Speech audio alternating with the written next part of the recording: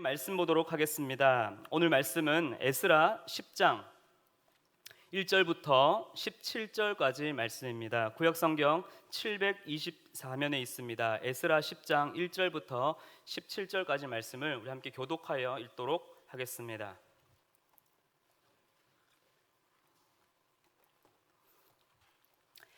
다 찾으신 줄 알고 제가 먼저 읽도록 하겠습니다. 에스라가 하나님의 성전 앞에 엎드려 울며 기도하여 죄를 자복할 때에 많은 백성이 크게 통곡하며 이스라엘 중에서 백성의 남녀와 어린아이의 큰 무리가 그 앞에 모인지라.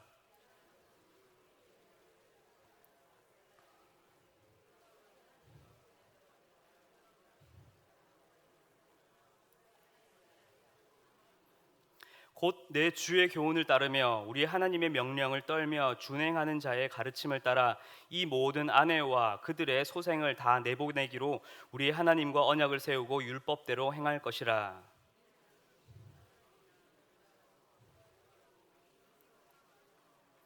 이에 에스라가 일어나 제사장들과 레위 사람들과 온 이스라엘에게 이 말대로 행하기를 맹세하게 하며 무리가 맹세하는지라.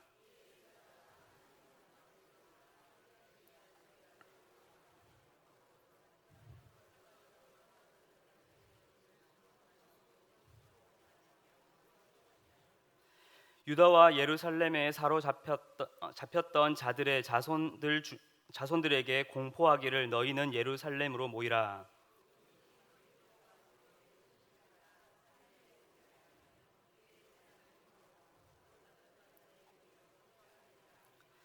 유다와 베냐민 모든 사람들이 3일 내에 예루살렘에 모이니 때는 아홉째 달 20일이라. 무리가 하나님의 성전 앞 광장에 앉아서 이 일과 큰 비 때문에 떨고 있더니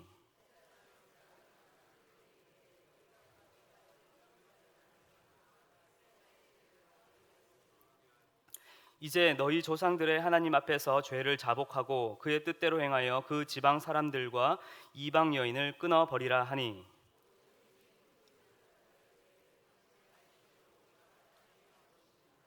그러나 백성이 많고 또 큰 비가 내리는 때니 능히 밖에 서지 못할 것이요 우리가 이 일로 크게 범죄하였은즉 하루 이틀에 할 일이 아니오니.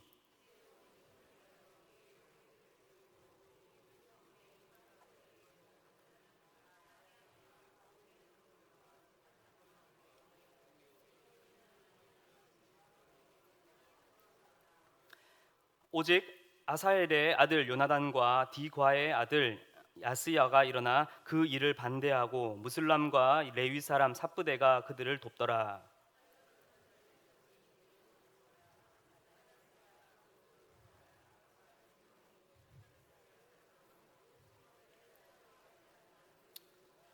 함께 읽겠습니다.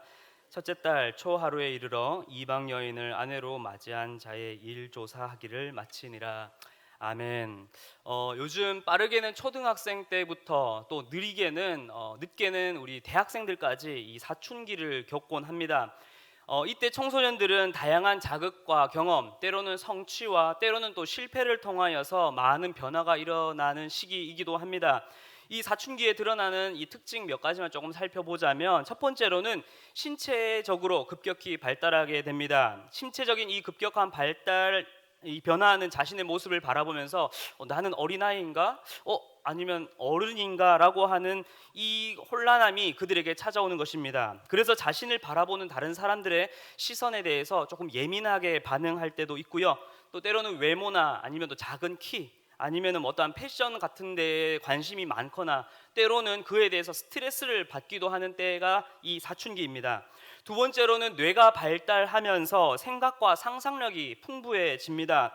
그러다 보니 자신이 가지고 있는 이 생각으로 세상을 바라보고 또한 자신의 관계를 바라보니까 이 세상이 결국에는 나 중심적으로, 왜? 내 생각이 너무 많으니까 나 중심적으로 돌아간다라고 또 그렇게 생각하게 됩니다. 그리고 그러다 보니까 자기 자신의 어떠한 논리가 생기고 주장이 생기다 보니 때로는 내 생각과 감정을 알아주지 못하는 사람들에 대해서, 또 자신의 의견에 대해서 상반된 사람이나 어떠한 수직적인 대화를 요구하는 사람들에 대해서 강한 반감이나 저항심을 드러내기도 합니다. 결국 이러한 신체적인 심리적인 과도기를 겪으면서 청소년들은 이 사회를 살아가면서 또한 학업을 하면서 정말 나라는 존재가 어떠한 자인지, 그리고 지금 내가 여기서 무엇을 하고 있고 앞으로 무엇을 해야 하는지에 대해서 물음을 던지고 또 답을 찾고 끊임없이 반복하며 성장하게 됩니다. 이것을 우리는 정체성의 혼란이라고 이야기를 합니다. 오늘 이스라엘 백성들도 마치 사춘기를 겪는 학생들과 같이 영적인 정체성의 혼란을 겪고 있습니다. 하나님께서는 그들을 택한 민족으로 불러주셨습니다. 그리고 그들은 왕을 세워서 한 나라가 되었습니다. 마치 사춘기의 남학생이 자신에게 힘이 붙고 어깨가 딱 벌어지고 근육이 생기니 그 힘에 따라서 막 우쭐대고 자신의 힘을 과시하는 것처럼 이스라엘 백성들도 이 다윗의 왕조의 그 강건함, 그 굳건한 나라를 바라보게 되고, 또한 이 솔로몬 왕조 초기에 그 수많은 부를 가지게 되니 마침 자신들이 이 우리나라가 모든 것을 다 할 수 있을 것 마냥 생각을 했습니다. 그런데 선줄로 생각한 자는 넘어질까 조심하라라는 그 하나님의 말씀처럼 그들은 결국 자신이 모든 것을 할 수 있겠다고 그렇게 어깨를 쭉 펴는 순간 그들의 교만과 범죄로 인하여서 나라는 둘로 쪼개졌고, 오늘 말씀에서 남유다는 결국 노예 생활을 하게 되었습니다. 그러나 하나님께서는 여전히 그들을 향하고 계셨고 그들을 포기하지 않으셨습니다. 그래서 예레미야 말씀을 통하여서 말씀하신 그 70년의 기간이 다다랐을 때에 안식의 시간이 지나고 538년에 바로 이 고레스 칙령을 통해서 이 남유다 백성들이 다시 귀환하는 일이 일어나게 됩니다. 그런데 정체성의 혼란은 바로 여기서 일어나게 되었습니다. 이 70년의 기간이 짧은 기간은 절대 아닙니다. 어느 정도냐면 한 사람이 한 세대를 살고 그 다음 세대가 태어나는 그 세대인 것입니다. 자신이 태어나 보니 노예인 것입니다. 아니, 이것이 당연한 줄 알았고 이것이 일상적인 삶으로 그들은 지내왔습니다. 오히려 하나님이 자신을 택하셨고 우리는 위대하고 강성한 나라가 될 것이라는, 그리고 다윗의 왕조가 회복될 것이라는 그 말씀이 오히려 마치 조상들로 내려오는 구전 동화와 같은 때가 바로 이때였습니다. 그런데 그들에게 이때 들려온 소리는 무엇입니까? 귀환이라는 이야기입니다. 그래, 좋다. 노예 생활 더 안 하고 저기 새로운 땅에 가서 사는 건 좋습니다. 이것입니다. 그런데 문제는 무엇입니까? 선조들로부터 그렇게 이야기로만 듣던 그 땅으로 돌아가려니 그 땅에서 어떻게 살아가야 할지, 그리고 무엇을 의지하고 무엇을 바라보고 살아가야 할지 막연하기도 하고 어떻게 살아가야 될지 아무것도 모르는 때였습니다. 지금 그들에게 필요한 것은 바로 진짜 정체성의 회복이 필요한 때였습니다. 2달여간 예배를 멈추었던 시기를 보내고 다시 제가 청년들을 만날 때에 가장 우려했던 것은 바로 이것입니다. 그들이 신앙의 정체성을 다시 회복할 수 있을까라는 부분이었습니다. 그래도 이전에는 코로나로 인하여 예배가 멈추기 전에는 그래도 일주일에 한 번 교회 나와서 같이 예배 드리고 신앙생활하고 또한 셀 모임을 통해서 자신의 신앙을 돌아보고 점검하면서 그렇게 신앙의 중심을, 신앙의 자리를 찾아갔었는데, 모임이 멈추다 보니까 몇몇의 소수의 청년들은 그 2달여간 주일 성수가 아예 사라진 청년들도 있었습니다. 또 어떤 청년들은 1시간 동안의 그 예배 영상을 봅니다. 부모님과 또한 가족들과 함께 영상을 시청합니다. 그런데 머리의 생각 속에서는 1시간 뒤에 알바 가야 되는데, 이따가 오후에 데이트 하기로 했는데, 오늘 그냥 남은 과제나 하자. 그렇게 생각을 하며 진짜 신앙의 중심이 흐트러지고 세상 속에 자신의 몸과 마음을 완전히 맡겨버린 채 지냈던 청년들도 있었습니다. 그래서 2달여간의 이 시간이 지나고 다시 만났을 때 몇몇의 청년들은 이 정체성의 혼란을 겪고 있었습니다. 교회에 나오는 것이 어색한 것입니다. 예배에 나오는 것이 너무 부담스럽고요. 그냥 자신의 자취방에서 그냥 침대에 누워서 이 예배 영상 그냥 설교 부분만 보는 게 참 좋았다라고 생각하기도 하고, 그냥 오늘 이번 주일 지난번에도 계속 그렇게 예배 드렸는데 영상으로 대체하면 안 되나? 이렇게 하는 모습을 보이기 시작한 것입니다. 그런데 이것은 청년들만의 문제가 아닐 것이라 생각이 됩니다. 하나님의 자녀라고 생각하지만 6일이라는 이 시간 동안, 그리고 하나님이 없는 그 세상 가운데, 그 공간 가운데에 삶을 보내면서 직장과 일터에서 또한 학업에서, 그리고 내가 속한 모든 관계 속에서 내 정체성의 혼란이 오기 마련입니다. 하나님의 자녀라고 생각하는데 막상 삶 가운데에 내가 속한 그 현실 가운데 만나고 있는 것은 돈의 이야기며 명예와 학벌과 성공과 부동산과 투자와 주식과 대출에 대한 문제들이 끊임없이 반복되면서 하나님에 대한 그 지분보다는 그 세상 가운데 미쳐 들어오는 그 세상에 세속된 영향력의 그 지분이 점점 늘어나고 있으니 정체성에 혼란이 오는 것입니다. 이게 신앙생활인가? 이게 하나님을 믿는 그러한 삶인가? 그렇게 고민하며 혼란을 맞이하게 됩니다. 이스라엘 백성들은 노예를 벗어났고 예루살렘으로 귀환은 했지만, 그리고 우리 성도님들은 교회는 나아가고 예배는 드리고 있지만 여전히 내 생각은, 내 마음은, 내 신앙은 사춘기를 보내는 청소년들처럼 난 누구지? 여긴 어디지? 그리고 나는 어떻게 살아가야 하지? 그렇게 끊임없이 고민하고 있진 않은가, 우리 삶을 다시 한번 점검해 보길 기도합니다. 오늘 말씀에서 에스라는 바로 이러한 이스라엘 백성들이 다시 그들이 가져야 할 정체성을 회복하길 바라고 하나님의 거룩한 백성으로 서도록 눈물로 기도하며 나아가고 있는 것을 볼 수 있습니다. 그리고 때가 이르렀을 때에 그 기도가 놀랍게 성취되는 대목이 바로 오늘 말씀 가운데 나타나고 있습니다. 그래서 오늘 말씀을 통하여서 흐트러졌던 우리의 신앙을 다시 세우고 또한 우리의 신앙의 정체성을 다시 회복받는 오늘 이 말씀의 시간이 되길 간절히 기도합니다. 그렇다면 어떻게 하면 우리의 정체성을, 신앙의 정체성을 회복할 수 있을까요? 첫 번째입니다. 따라해 보겠습니다. 떠나라. 첫 번째는 이방 문화에서 떠나야 합니다. 에스라와, 그리고 이 에스라와 함께 개혁에 동참하였던 이 스가냐가 이 이스라엘 백성들을 바라보면서 가장 첫 번째로 우려하였고 진단했던 문제는 무엇이냐면 이방 여인들과 결혼하는 문제였습니다. 우리 오늘 본문 말씀 2절을 우리 한번 같이 읽도록 할까요? 2절 말씀입니다. 시작. 엘람 자손 중 여이엘의 아들 스가냐가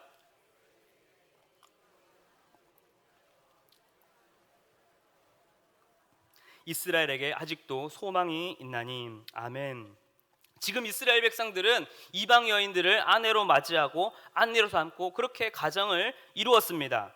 더욱이 지금 이것이 왜 문제가 되냐면 다시 귀환할 그 지역에 이미 이방인들이 살고 있었다는 것입니다. 그렇기 때문에 혹여나 그들이 그 상태 그대로, 또한 그 모습 그대로 살아가게 된다면 다시 똑같이 그 잘못을 범죄를 다시 또 번복하지 않을까 큰 위험성이 따랐던 것을 에스라와 그리고 스가냐는 이미 알고 있었기 때문에 이제는 완전한 구별함이 필요할 것이라 생각을 했던 것입니다. 그런데 여기서 구별됨이라는 것은 그저 이방 여인들과 결혼하지 않는 문제로 해결될 문제가 아니라는 것입니다. 2절 말씀에 보게 되면 사마스나라고 하는 단어가 보이실 것입니다. 이 단어의 어원을 보게 되면 내어주다, 집을 주다라는 의미를 가지고 있습니다. 즉 이 이스라엘 백성들이 이방 여인들과 결혼을 한 것은 그저 그냥 혼인을 정식적으로 결혼을 맺은 것이 넘어서 결혼 말고도 그들에게 그 이방 문화와 이방 종교의 그들의 마음과 삶과 신앙과 가정을 어떻게 해요? 다 내어준 것입니다.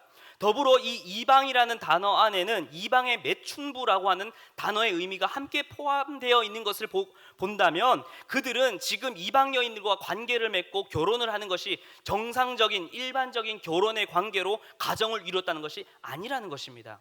결국 우상 숭배를 넘어서 음란에 이르기까지 하나님 앞에 철저히 범죄를 저지른 것입니다. 이러한 이스라엘 백성들에게 요구되어지는 것은 무엇입니까? 바로 3절에서 말씀처럼 이 모든 아내와 그들의 소생을 다 내보내기로 하는 것입니다. 여기서 내보낸다는 것은 철저한 단절을 의미하고 있습니다. 몸은 같이 살고 그냥 너는 너 신앙해, 나는 여호와 하나님을 섬길게, 그 정도가 아니라, 아니면 그냥 우리는 몸은 떠나 있으나 우리 같이 그래도 마음만은 함께 하자라는 그 정도의 단절이 아니라 몸에서부터, 그냥 육신적인 만남에서부터, 대화에서부터 철저히 완전히 단절되는 것을 의미하고 있습니다. 이것이 정체성 회복의 첫 단계입니다.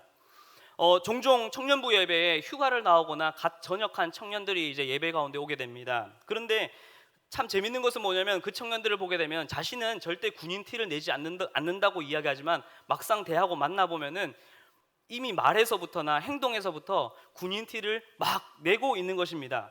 일단 표정에서부터 어색하고요. 예배당 들어올 때부터 막 자신이 어디 앉아야 될지 몰라 합니다. 그리고 막 어정쩡한 끄트머리도 아니고 중간도 아니고 앞도 아닌데 그냥 앉아서 혼자 멀뚱멀뚱 있기도 한 모습을 봅니다. 그러다가 말을 걸면은 예, 그렇습니다. 예, 예. 이러면서 자신 또 요자를 붙이는데 그 요자도 너무 어색합니다. 왜 그런 걸까요? 어제까지 군인 신분으로 있다가 막상 오늘 그리고 내일 사회로 나와 보니 그 정체성에 혼란이 오는 거죠. 반대로 또 한번 생각해 보면 민간인으로 있다고 막 갓 군대에 입소하면 그리고 훈련소에서 첫날 눈을 딱 뜨면 어떤 생각이 드냐면 여기 어디지? 여기가 내가 뭐 하고 있는 거지? 혼란이 오는 것입니다. 그렇다면 이 두 정체성의 이 혼란을 해결하는 방법은 무엇일까요? 이 군인이 이 정체성의 혼란을 해결하는 법은 무엇일까요? 전역하면 됩니다. 그냥 둘 중에 한 정체성으로 딱 서면 된다는 것입니다. 사랑하는 성도 여러분, 우리는 하나님의 형상대로 지은 바 되었고 예수 그리스도를 믿음으로 말미암아 하나님의 자녀가 되었습니다. 그것이 우리의 진짜 정체성입니다. 그런데 우리가 여전히 내 삶 가운데에 여전히 두 정체성 가운데 혼란한 가운데 살아가고 있진 않습니까? 그리고 그 혼란함이 내 삶의 영역에 자꾸 내 신앙을 무너뜨리고 쓰러지도록 그렇게 영향을 주고 있진 않습니까? 그렇다면 답은 무엇입니까? 하나입니다. 정체성 하나를 택하시면 됩니다. 죄와 죽음의 정체성을 택하실 것인지 아니면 복음과 생명의 정체성을 택하실 것인지 그 선택을 하시면 된다는 것입니다. 두 번째입니다. 어떻게 신앙의 정체성을 회복할 수 있을까요? 따라해 볼까요? 모이라. 두 번째는 모이는 것입니다. 바로 예배의 자리로 모이는 것입니다. 첫 번째는 신앙의 정체성을 혼란하게 하는 것으로부터 떠난다면 이제는 우리에게 바른 정체성을 일깨워 줄 곳으로 나아가면 됩니다. 그곳으로 모이면 됩니다. 말씀에서 에스라는 이스라엘 백성들을 예루살렘으로 모이라라고 공포합니다. 이 예루살렘으로 모일 때에는 새 절기입니다. 유월절, 오순절 아니면 장막절, 이 절기 때에 이스라엘 백성들이 모이기 시작하는데 오늘 특별한 절기도 아닌데도 에스라가 이 백성들을 모은 것은 어떤 이유입니까? 그만큼 중대 사안이기 때문입니다. 그만큼 모여서 해야 할 일이 있기 때문입니다. 그래서 단 3일이라는 기간에 이스라엘 온 백성이 예루살렘으로 모이게 됩니다. 그 모이기까지는 쉽지만은 않았습니다. 말씀에서 아홉째 달 20일이라고 이야기를 하고 있는데요. 이것은 마치 우리나라로서는 12월 초처럼 우기, 그 당시에 그때 나라는 우기이고 매우 쌀쌀한 날씨입니다. 또 오늘 말씀에서는 큰 비가 내렸다라고 이야기를 하고 있습니다. 그런데 그 어려움이 그들을 막을 수 없었습니다. 온 이스라엘 백성들이 모였을 때에 에스라는 이스라엘 백성들에게 일어나서 이제 외칩니다. 어떻게 해요? 우리 앞서서 보았듯이 이제 하나님께 너희의 죄를 다 자복하고 이방 여인을 끊어버리라 라고 이야기를 합니다. 여기서 우리가 집중해서 보아야 할 단어는 바로 이 자복하다라는 단어입니다. 자복하다라고 하는 이 단어는 어떠한 법적으로나 아니면 사전적 용어로 보게 되면은 자신의 어떠한 범죄 사실을 고백하고 이야기하는 것이라는 의미를 가지고 있습니다. 그런데 여기서 쓰였던 이 자복하다에 쓰였던 이 원어의 뜻을 알아보게 되면 놀랍게도 그 안에는 감사하다, 찬양하다라고 하는 의미를 가지고 있습니다. 어떻게 하면 이 자복하다라고 하는 이 단어 안에 감사와 찬양의 의미를 가지고 있을 수 있을까요? 이 자복하다라고 하는 이 의미는 그저 범죄 사실을 고백하고 내 죄를 그냥 회개하고 뉘우친다라고 하는 그 의미로의 목적이 있는 것이 아니라 바로 관계 회복의 그 목적과 의의가 있는 것입니다. 결국 우리가 하나님 앞에 자복한다라는 것은 하나님 앞에 나는 철저히 내가 죄인임을 깨닫고 고백하여서 이제는 전적으로 하나님의 은혜 없이는, 하나님의 도우심 없이는 나는 단 하루도 살 수 없는 존재임을 고백하며 시인하며 나아가는 것이 이 자복하다라는 것입니다. 그리고 그때 하나님께서 우리에게 주시는 그 은혜와 그 사랑과 그 감격으로서 인하여 어떻게 해요? 죄에서 완전히 떠나버리고 그 예수 그리스도로 말미암아 그 관계가 회복되어질 때에 바로 우리에게는 무엇이 넘칩니까? 감사와 찬양이 우리 가운데 있는 것입니다. 그것이 바로 자복함입니다. 그리고 그 놀라운 일은, 그 자복함이 언제 일어나는 것입니까? 어디서 일어나는 것입니까? 바로 지금 이 예배의 자리 가운데에서 자복함이 일어나야 한다는 것입니다. 하나님을 예배하는 자리에 나아올 때에 우리는 우리의 모든 우상과 제약을 완전히 끊어버리고 완전히 벗어버리고 우리의 참된 주인이시자 통치자가 누구인지 깨닫고 우리의 참된 정체성을 회복하고 그 길 가운데 나아가는 것이 무엇입니까? 바로 우리가 진짜로 드려야 할 예배라는 것입니다. 사랑하는 성도 여러분, 이 예배 가운데 나아오실 때 어떠한 마음가짐으로 나아오셨습니까? 혹시나 여전히 죄된 습관과 우상을 내려놓지 못한 채 이 자리 가운데 임하시진 않으십니까? 아니면 그저 그냥 내 죄만 고백하며 그냥 나는 죄를 고백했으니까 이제 사함을 받았겠지, 그렇게 내 생각대로 판단하며 그냥 예배 가운데 나오시진 않았습니까? 오늘 이 수요 기도를 통하여 하나님께 철저히 우리의 모든 죄를 자복하며 나아가는 이 밤이 되길 간절히 기도합니다. 그리고 온전히 나는 죽을 수밖에 없는 죄인임을 깨닫고 온전히 하나님의 은혜가 절대적으로 필요한 존재임을 깨닫고 그 은혜를 구하며 나아가는, 그 은혜로 말미암아 다시 한 번 더 주님과 그 관계가 회복되어지는 이 밤이 되길 기도합니다. 마지막 세 번째입니다. 어떻게 하면 신앙의 정체성을 회복할 수 있겠습니까? 따라해 보겠습니다. 실행하라. 네, 세 번째는 지금 당장 실행하라입니다. 예루살렘에서 이제 에스라의 선포를 들은 이스라엘 백성들은 어떻게 반응했습니까? 우리 함께 12절 말씀을 읽어보도록 하겠습니다. 시작. 모든 회중이 큰 소리로 행할 것이니이다. 아멘. 온 이스라엘 백성들은 에스라의 선포에 어떻게 대답하였습니까? 그 말씀대로 마땅히 하겠습니다. 그렇게 큰 소리로 대답을 했습니다. 그런데 문제는 그 다음이었습니다. 그들이 이제는 하나님께 고백하고 시인하면서 이제는 이방 여인을 완전히 끊어버리겠다라고 대담은 했지만 그들에게는 이제 문제가 생겼습니다. 백성들이 너무 많고 지금 비가 너무 많이 내립니다. 그것이 때문에 일 진행하기가 어렵고 이것이 하루 이틀 될 문제가 아니지 않습니까? 그러니 각 고을에다가 재판장과 제사장을 세워서 천천히 그 순리에 맞게 일을 진행합시다 라고 그들이 이야기를 한 것입니다. 예배 자리에서 자복하면서 은혜를 받고 하나님, 이제는 내 삶의 주인이 되어 주시옵소서. 그리고 이제는 내가 온전히 나의 모든 우상으로부터 떠나고 이제는 온전히 주님만 나의 주인으로서 섬기고 주님께 내 삶을 드리겠습니다 라고 다짐하지만 막상 월요일을 맞이하고 또 내 삶의 현장의 그 깊은 그곳에 어려움과 위기가 있는 그곳에 마주하게 되면 우리는 또다시 까먹고 또다시 무너지기 일쑤입니다. 막상 호기롭게 시작은 했지만 어느새 열정이 시들시들해지고 또 그렇게 포기해버릴 때가 있습니다. 오늘 말씀에서 아하셀의 아들 요나단과 그리고 디과의 아들 야스야는 이것을 잘 알았습니다. 지금 당장은 너희들이 금식하고 기도하고 호기롭게 마땅히 해야지요, 그렇게 이스라엘 백성들이 대답을 할 것이지만 너희들이 막상 이 예루살렘을 떠나고 너희의 가정에 가서 그 이방 여인을 만나고 그들과 소통하고 그들과 관계를 맺고 그들과 함께 살면 똑같이 이전과 다를 바가 없이 돌아갈 것이라는 것을 누구요? 이슬은 잘 알고 있었습니다.